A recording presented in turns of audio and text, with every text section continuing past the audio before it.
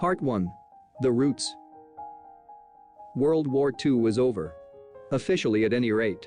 And a group of us, who had been serving with the ambulance division of the American Field Service, found ourselves waiting in Calcutta for passage home.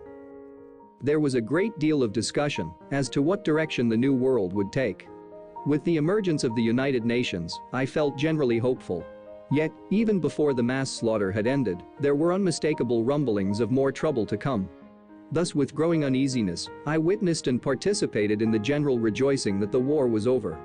Shortly before I was due to sail, I met an AFS colleague, a brilliant young philosopher from Harvard, Ed Spencer, who had just returned from a visit to Himayetpur in East Bengal. There he had met Anukul Chandra Chakraborty, a saint called by his devotees Sree Sree Thakur, which meant, Spencer said, very reverend spiritual teacher. It soon developed that enthusiasm for his discovery had brought about a great change in my scholarly and conservative friend. He was glowing.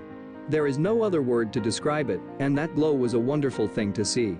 He told us about his visit to Himayetpur and the community called Satsang Ashram. It consisted of a group of people who were singularly loving, dedicated, and happy. They had learned to live, work, plan, and worship together in an idyllic state of life with their Thakur.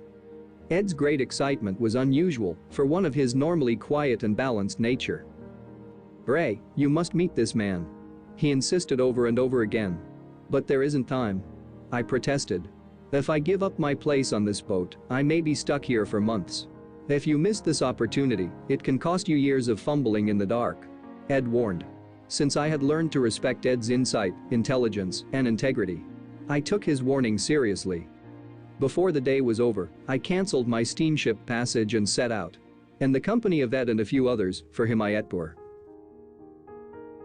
With the exception of 2 trips back to the United States in 1948 and 1959, I have been with Thakur ever since.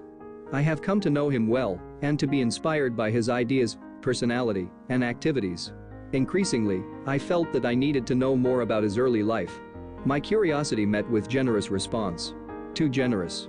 As a matter of fact, for as soon as one picture became clear, it was immediately upset and replaced by another.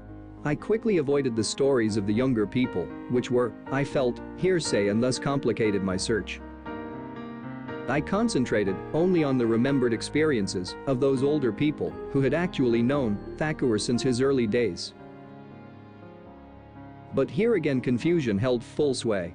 According to the individual relating the story, Thakur could emerge as a gifted child or the victim of an Oedipus complex, as understood or misunderstood, as a strong-willed child or an excessively humble one, as a scientist or doctor or inventor, as a common-sense prophet or a mystic.